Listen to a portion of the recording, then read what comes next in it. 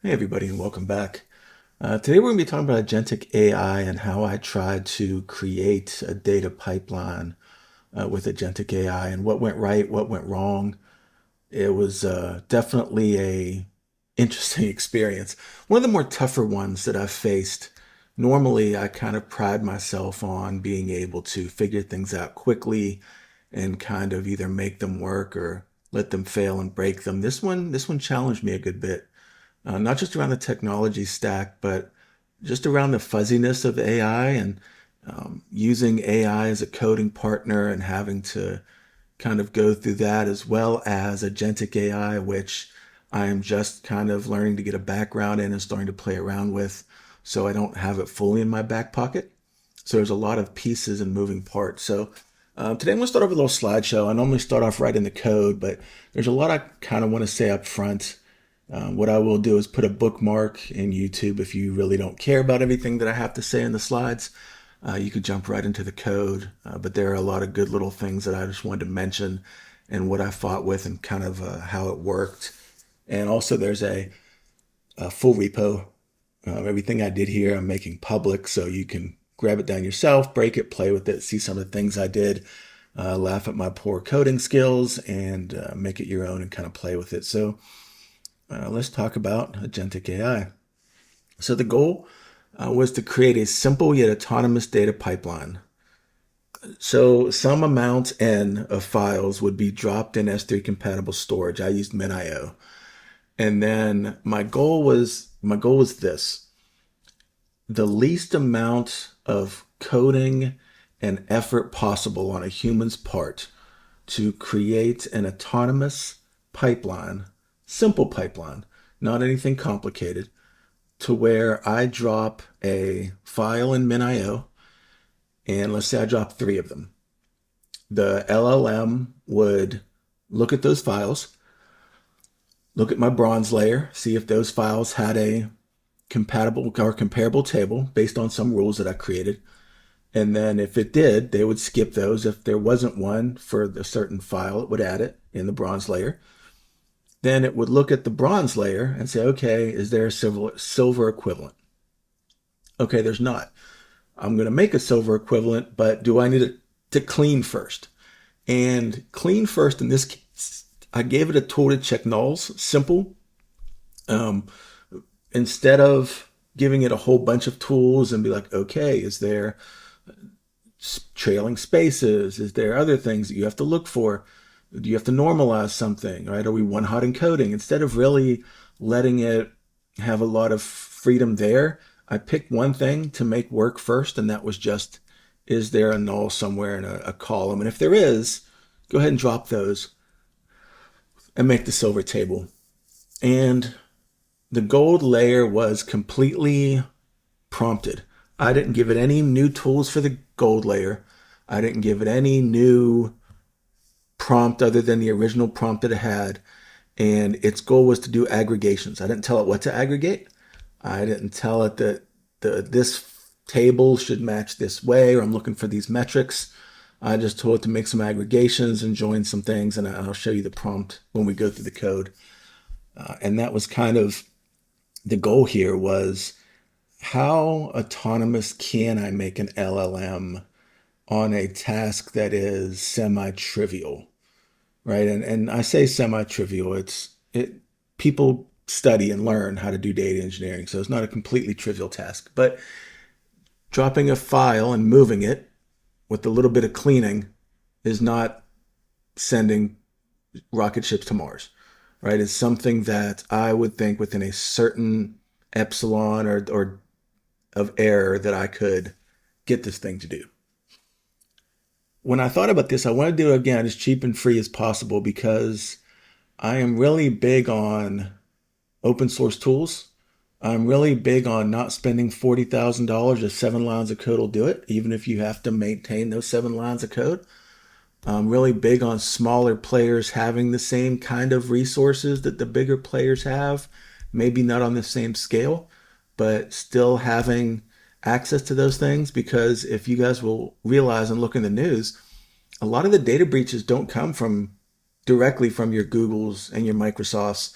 They come from the vendors. They come from the smaller players. They come from the people who come in and do little things for the company. So I want those companies to have the best tools that they can have, because that's a lot of times where the attacks are exploited and where they come in from. So it kind of benefits everybody if we have this kind of universal tool chain that doesn't cost $1.5 million to run every year. So that's my goal. Experimental setup. I start off by assuming the best. I didn't go in writing guardrails. I didn't go in hand holding. My goal was to see, okay, let's do it. Chose Microsoft Copilot. The GPT-5 model is my pair programmer. And let me explain what I mean by my pair programmer. I wasn't just asking it questions. I was asking its opinion. I was letting it write some code. I was kind of using it as a, hey, I don't know a lot yet of agentic AI. Help me fill in these gaps as I learn. Like the real way we should kind of be using these tools as they get better. But I didn't let it write everything, right? I was kind of back and forth with it, code checked it, but still let it have some autonomy. I chose Llama 3 as my open source LLM kind of driver for the tools. Why? Because that's the one I was familiar with. I didn't do a lot of research. I basically kind of picked this out the hat. It was the one I heard about the most, and it's one I could download on my Mac, and it ran. So that's where I started. My goal is to keep the code to a minimum and see how far that would get me. It didn't get me very far. Llama 3 by itself doesn't have it doesn't have support for the tools. So there are tools, and we'll see them when we get in the model. You give the agentic AI a list of functions that act as its tools. And I needed a different model from 3 because 3.1 was when it was first introduced to be able to use those tools. Python, I use LangChain to start with, and kind of switched to LangGraph pretty quickly. Not because there was a problem with LangChain, but I started looking, and a lot of the LangChain methods are starting to be deprecated. And they say that you should be moving to LangGraph for the newer projects.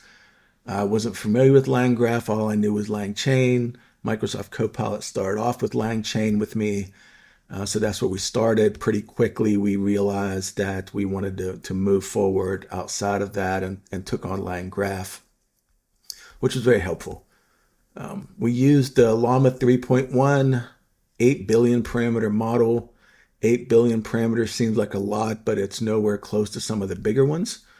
It ran fine. I ran it both on my Mac and my Ubuntu machine. For experimentation purposes, it'd probably be good if I could see if I can run the 70 billion parameter model, but I don't know that I have the hardware. You'll see my hardware specs in a little bit. And then there's also a 405 billion parameter model that I know I can't run locally. I did some estimates between Copilot and Azure, the Azure cost estimator, and again, napkin math. These aren't numbers that are 1,000% fine-tuned, but some of the larger models is about $4,000 per month if you just run it. There's some serverless infrastructure there that you could lower this. There are some things like Microsoft offers, you pay reserve instances, you reserve so much up front and you get a discount, and there's all kind of ways to lower that. But again, napkin math, off the cuff, about $4,000 a month to run some of these bigger models. And my YouTube channel has some subscribers, but not enough for me to spend $4,000 per month to run one of these models. So I started with what I could. And that was Llama 3.1 8 billion parameter model. Llama failed and Copilot covered it up. So the biggest problem to start with wasn't figuring it out. I said Copilot even said everybody who uses, and everything it's been trained on, he, she, they, I don't know what AI is at this point, but everything that it was trained on was get it to work, right? Give a suggestion that works. Give a suggestion that works. So the more that Llama failed, instead of tweaking prompts, instead of coming up with ways to have Llama still have the freedom, Copilot would just recommend and just start giving me code that covered it up. And I don't mean cover it up in a hiding way. I mean really scaffolding it to where Llama 3 was nothing more than an orchestrator. We spelled out the tools. We spelled out which tools it should call. We spelled out everything piece by piece. And I did a monthly lab notes on it and kind of give you the high level of it. And I wasn't really satisfied with that. Like when I really stopped and looked at what we were doing, that wasn't the spirit of the exercise, right? The spirit of the exercise was, can I take an AI LLM and let it orchestrate a pipeline for me? And so I did a lab notes on it, kind of threw the code out. I'm like, okay, I learned a lot. Now I know more about agentic AI. Let's start over. And it's one thing I always tell my students, right? As you're learning, don't be scared to just break it down and get rid of it. Trash it, start over. It's how you learn. Even if you make something work, throw it away and try to make it work again. So I did. I got rid of it and I started over. Starting over. I really wanted to understand what was going on, so I did small steps with a pair programmer. Basically, I forced Microsoft Copilot to give me small steps anytime I asked a question. And by small steps, I mean I would not move on until I really understood every line of code and really made sure that I was driving this to stay open source and to stay to where we weren't hard coding things for it, right? Because it started suggesting other tools. It started suggesting other models. It started saying, well, the Llama wasn't made for this. Let's try something else. And I'm not saying it was wrong. And I'm not saying that it shouldn't have tried to make it work and really put guardrails up and had me write a lot of code. But at some point, we were just writing so much code that why didn't I just write the code? Or why am I even relying on the LM in the first place if I could just knock it out in an afternoon, other than I like the experiment? Why would I do that? So we kept going and we finally realized, at least I finally realized, that 3.1 wasn't going to work. It would hallucinate. It would try to pick tools that didn't exist. It would stop thinking the job was done. It would tell me the job was done and it hadn't got done yet. It was asking questions in the middle of it and just stopping. It was really good for what it was, but it just wasn't going to meet my needs. So I started again, and this is going to be the code that you're going to see. I started really doing some research at the different tiers of models. And what I mean by tier is there are free open source models that I could run on my laptop, and those are going to get me so far. But once you jump up into the 400 billion parameter models of Llama, or a GPT-5, or Google's Gemini, it's a different level of model. It's a different tier. It's a different class of model. And so I said, okay, how do I get that free? How do I take my little company and I still want to use some AI and I still want to do some things and I still don't have a $5,000 a month budget? What do I do? So this time I took a free model from Google AI Studio. You can use Google AI Studio. You can do the free tier.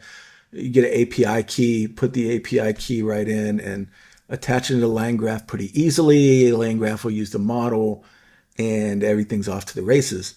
Now, it's a very generous free tier for what it is. I still bumped into some limits, some of the per minute limits and some of the token limits.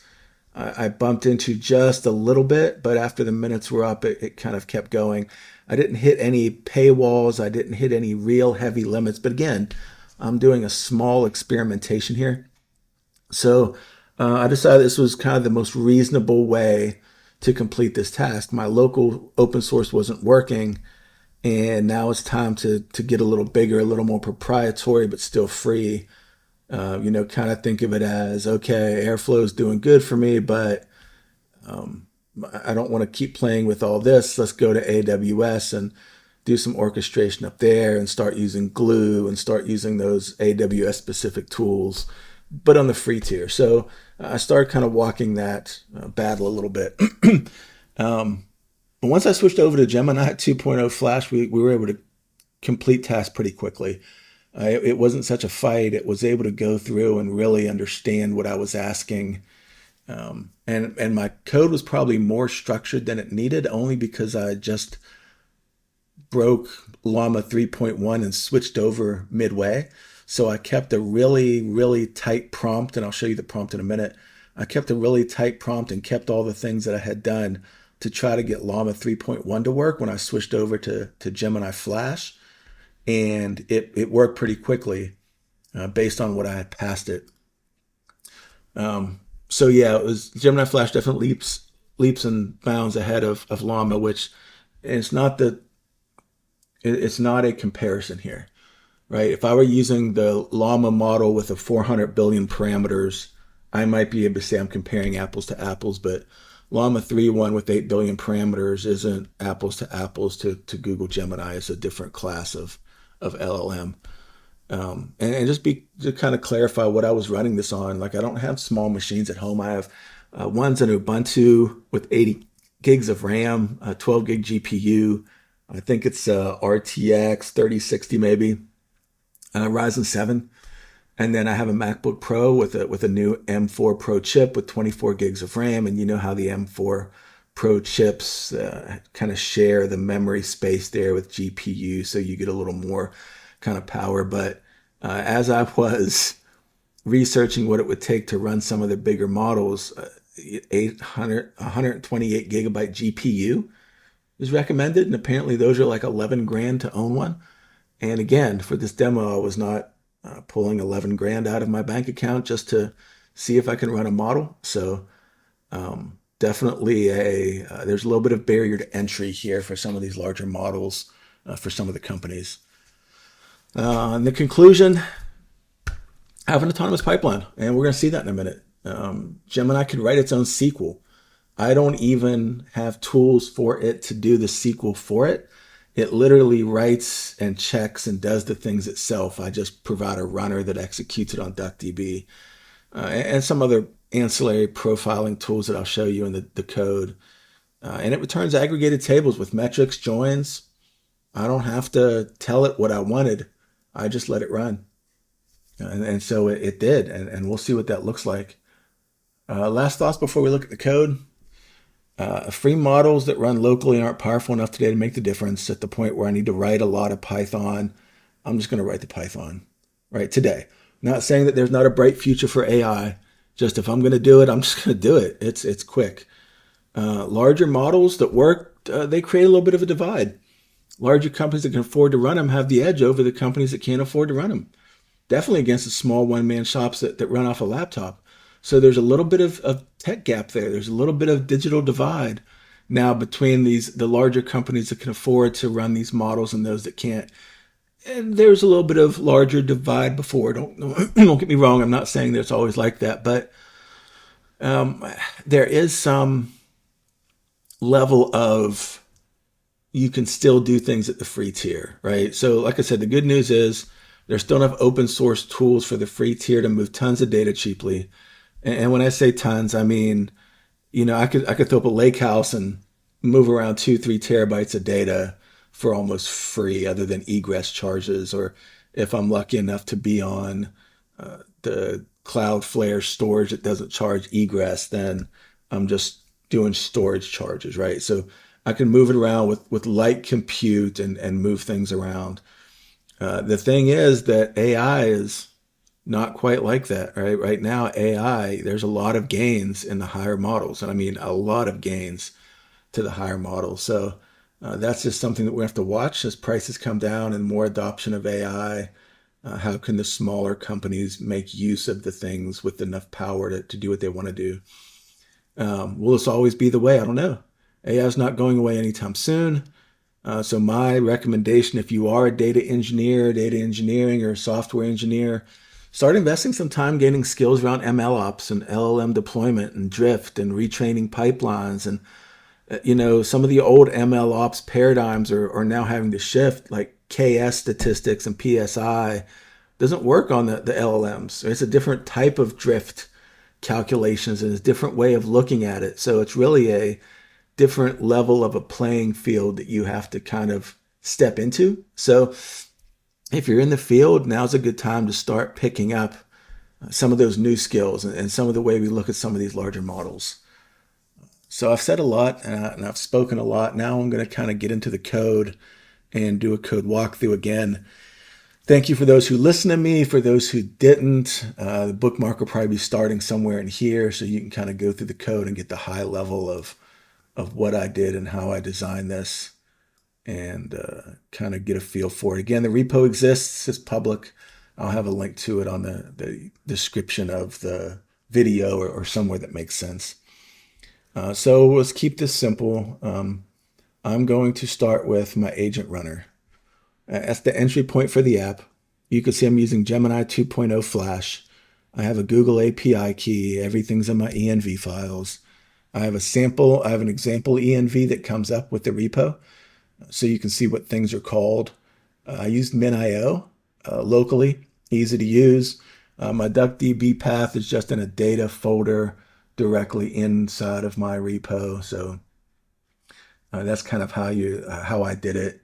There's not a lot going into DuckDB. And the good thing about this is you can use whatever CSV files you like. I don't have this hard coded to any specific file with any requirements. The LLM should be able to pick up the difference. I just literally dropped like 4 files out of the Andorra data set that I use for my labs and let it kind of pick it up from there. So that's my agent runner. My agent runner calls my agent. And as you can see, there's not a lot to this agent. I basically built an entire pipeline with 40 lines of an agent. These are the tools that come in, and I'll show you those in a minute. And then I'll show you my current prompt. And then it's really just loading the prompt, loading the tools, create the agent, and then give the agent the messages that we created. So I have a system prompt, which are the rules. And then I have a user prompt, which just says, I want to say that each CSV has a matching bronze name table in DuckDB. Compare to the existing tables, create any missing bronze tables. If the silver doesn't exist, check for nulls and promote the data to silver. Cleaning nulls if needed. If silver already exists, profile it. And then create a few joined aggregated derived tables from the silver tables. And then I want it to tell me, summarize which bronze and silver tools or tables were created, how nulls were handled, and which derived tables were built. So I try to keep it high level, especially at the gold layer, because I really wanted to see what it was capable of. I just told it to aggregate some things for me, join some stuff, aggregate it, and let me know what it did. And recursion limit was one of the tricky things, and my log handler was one of the tricky things. So recursion limit, it starts off at 25. I was breaking that early with Llama only because it would be stuck in loops. So I didn't want to bump it. But once I got up to Gemini, I had to double it to 50 just because it was not able to do the things I wanted at the time. And I had to be careful because, again, I was hitting some of the throttling. So 50 was kind of my number of best choice here that worked really well. And then audit log final results and some audit things here. And that's really the crux of it, right? I'm using LangGraph, but not a lot of stuff going on. The tools that I gave it, these are internals, create DB and get a S3 client. And as you can see, they're just pointing at my environment file. I gave it a thing that I'm using over here, fetch CSV as a data frame, just in case we need it down here. See, I do that for the loading the CSV to the DuckDB bucket originally for it. So the tools I gave it is to list S3 files. So it can go through and list each thing. I gave it a tool to list tables in DuckDB, so it can show all the tables. Describe a table. This was kind of out of a hallucination. It would drop a file in and then just start making up columns to check. When I was in the Llama 3 model, and even a little bit at first with Gemini, it would say, okay, I'm looking at the people column. Well, there must be something about people that this table includes. So let's go check for all these things that weren't in there. So I gave it a describe table to be able to profile a little bit. And then for the first load, load CSV to DuckDB. Again, I grab it as a data frame and then I just drop it in. This was one of those that was getting stuck with on in Llama, so I really needed to find a good way to load it. Fetch table is a data frame in case it needs it and wants to do anything with it. And then execute SQL and get table schema, another one, right, with the columns. I needed it to have everything it needed from here. So this pragma gets all the table info and the columns back to it. This first one actually is just a describe on it. So it gives you some information about the table. This one actually might not give you all the columns. I know this one does. This pragma table info does, because that's where I was kind of getting stuck and needed to write something. So again, this execute SQL after it's in bronze. This is it. Like it writes its own SQL, and we'll see that in the logs in a minute. So that's the tools, that's the agent, that's the LLM we're using. I'm going to pull out my sample logs. The logs are also in the repo, the logs from experiments, so you get to see kind of how things change with the different models. But the one things I do want to call out, so if you look through these logs, you get to see it calling SQL. So it's counting star from bronze household, where its ID is null or household size is null or location is null. I didn't tell it to do that. That's not part of the prompt. This is it selecting star to figure out different null columns, what matters. So it's looking at counts there. It's creating a table. You see it go down, kind of comes down here to loading CSVs. These are different runs. I just logged them all in the same place. See, you'll see that when you start a run, I have a thread ID for that run, so you can go through the run.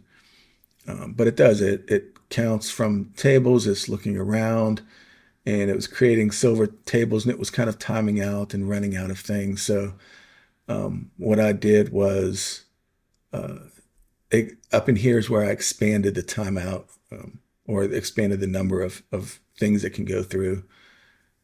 So from there it went here, and you can see that now it's actually doing some aggregations, and it's counting star from bronze and creating a table silver.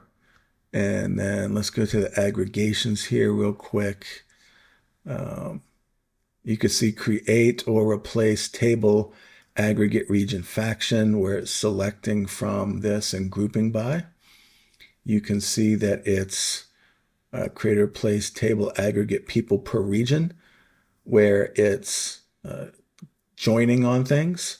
So we got the silver join here from people joining regions on the IDs and order by the name. So it's doing all of this that I didn't even ask it to. I just told it to do some aggregations. So we get some really good insights here and some really good LLM driven cleaning when I switch kind of tiers of the models, if that makes sense.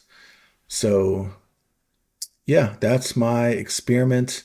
Again, this repo will be online for you to choose from. There's a reset DuckDB. So if you run this yourself, I have all the instructions in the README, but you could reset it, or you could just verify what tables and what counts are in there and the top 5 rows. The last thing I want to show you on here is the prompt. So if I go up here to prompts, this is the system prompt I ended with. It's very verbose, but each one of these was from some problem that I was having that I tried to prompt around. So you see there's a goal here, and each of the goals does things. So for each existing bronze, I need a silver table to exist. I need to profile it, and then create a few joined or aggregate derived tables from the silver across silver tables. And you see I did a really specific job of trying not to tell it which methods to use. So I don't say, oh, you need to use this tool. but I do give it instructions like I would give a junior dev. This is the pattern you need to match. Um, so if table already exists, do not recreate it. Prefer the idempotent calls instead. You must complete the goal before finishing because it was stopping early.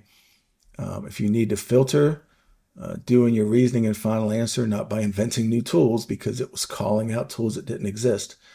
Don't write pseudocode and describe loops in text. It was doing that for me for a little bit. So this was another one that says pass the S3 key exactly as returned by that. Do not alter it because it was thinking that it wasn't in the right format. So it was trying to change it. So there's a little bit of stuff here, but it's as vague as I could possibly feel good with and still feel like this is a good success. So if you want to try things with this, what I would recommend before we call it a day here is to go into Agent Runner. That's kind of the where you can just pick a new LLM and feel free to, well, of course, feel free to pull it down, do anything you want to it, but try new models. See if there's anything else that works for you that didn't work for me. Try different APIs of different things here. They're all automatically kind of, as long as they're tool compatible with LangGraph, LangGraph knows how to use it. There's just a couple changes you have to make, and this is one of them. And then the other thing is the prompt, right? Change the prompt around if you want to and see what you get back and add new files and do things to it and change naming conventions, kind of break it. But it gives you a good starting scaffold. It was a good 2-week run for me. That's why I didn't post a video last week, because I really spent a lot of time learning Agentic AI and learning what it can do and learning how it works and learning the LangGraph and kind of what's going on here. So it was a really fun experiment for me, and I hope that you take a minute and pull down the repo and make it a really fun experiment for you. That's all I have for you this time. Thank you so much for joining. As always, please like and subscribe, and I will see you next time.